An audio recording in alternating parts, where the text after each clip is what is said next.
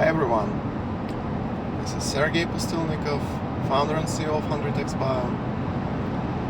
Today I will be talking about the bright side of things for the future of biotech.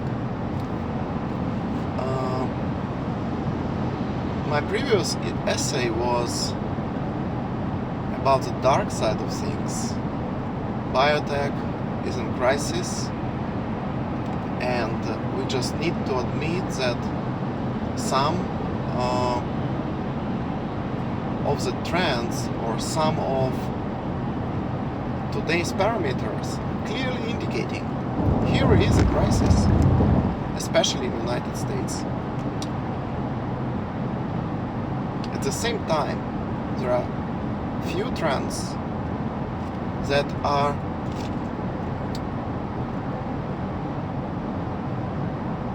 making me believe that biotech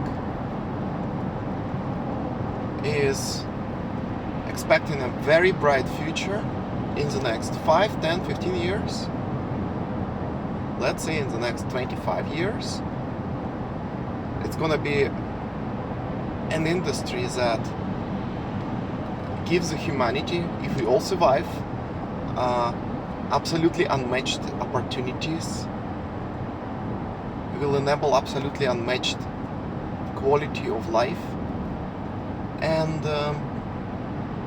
I'll talk about this. I'll keep this video short.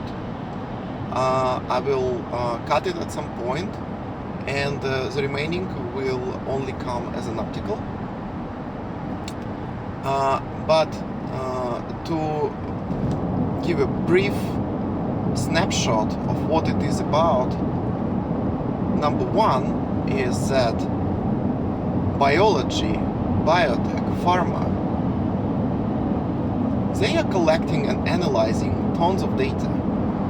And at some point, the speed of data collection and the quality of data analysis, you know that quantity is turning into quality. And it's just something similar to the Moore law in IT, that we see the performance of computers doubling over time and doubling and doubling. Similar story here, but it's not that linear, or like it's not that exponential with biology. But there is no way to deny that data collection is growing exponentially, and quality of data that's being collected, and statistical power of the data that's being collected. Biology is very complicated, so you really need a lot of data to begin with. All of these parameters improve over time. So the shifts from the quantity to quality, it's just a matter of time for us to see those shifts. Okay, number two is so number one was based on facts, right? Number two also based on facts, absolutely. There are absolutely advanced types of treatment for human disease which are showing early promise. Some of them are showing very reliable clinical successes, including cell therapies, gene therapies, cancer vaccines, super high precision antibody drugs, much more improved drugs in general, and much more let's take an example of weight loss drugs. It was not a thing 5 years ago at all. Now we see that Novo is changing impacting the whole economy of Denmark, right? So we will see more examples like this, but these are developing slowly. These advances are in cooking for decades. cannot be done in a matter of years.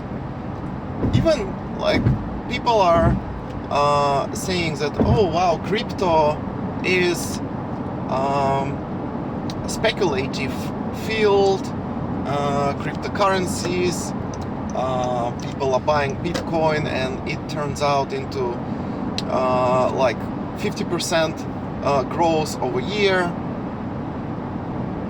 Bitcoin was not that promising when it just appeared, and it wasn't cooking for years to become something,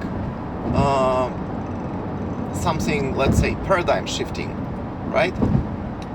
So we will see more of the paradigm shifting drugs and therapies in the near future. Maybe this future is not that near, but it's coming. And one huge connector between topics 1 and 2 is our predictive power of the data that we have and the models that we have to translate the research that we run with cells and mice into the human clinical trial success.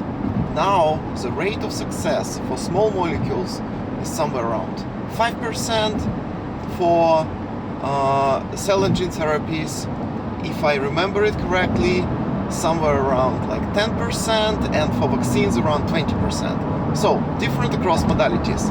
I can be very much off. I will correct it in the text, in the article.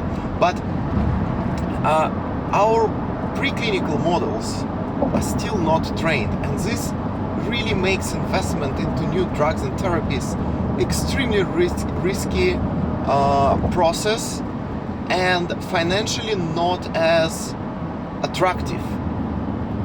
If this is changed, and if 50% of preclinical successes convert into clinical successes, the rate of investment into biotech can be very, very different.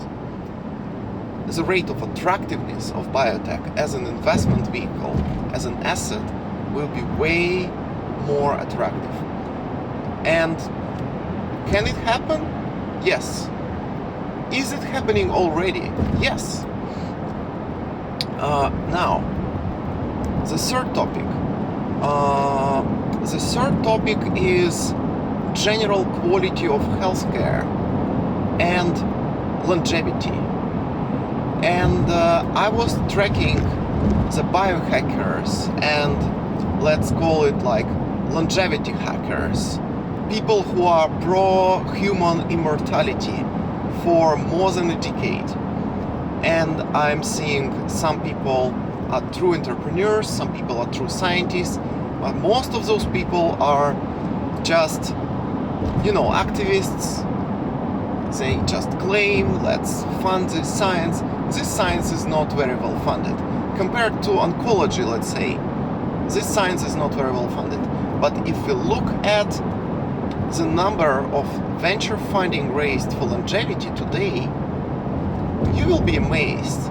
So there are people who really believe that we are at the border of crossing the line and developing the drugs which improve quality of life for senior people, which are so efficiently fighting not just one age-associated disease, but just shifting whole lot of age-associated diseases because it is slowing or even reversing aging. And even for me, since I'm developing the technology that can be applied for vaccine development, I was talking to 3 people developing anti-aging vaccines. So something is going on over there.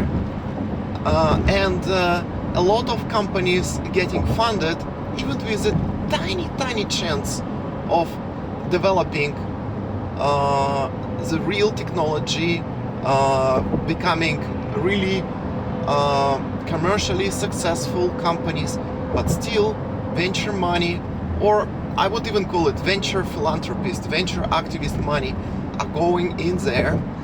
And at the same time, the overall shift of the healthcare towards precision medicine, better, safer, more efficient drugs. Let's just summarize. Let's just take all those activists. Let's say 1 out of 1,000 is successful. They extend the life, they improve quality of living for the other 10-15 years of productive and healthy life. And in parallel, the normal, the traditional conservative medicine is just slowly evolving and giving us another 5 years or 10 or 15 years of disease-free life. So those two things are the trends that I think that they are given us in facts. They are given us as a series of intersecting trends which are undeniable. And my article will be about this. Thanks for watching. Like, subscribe, and read the full article. Thanks and bye-bye.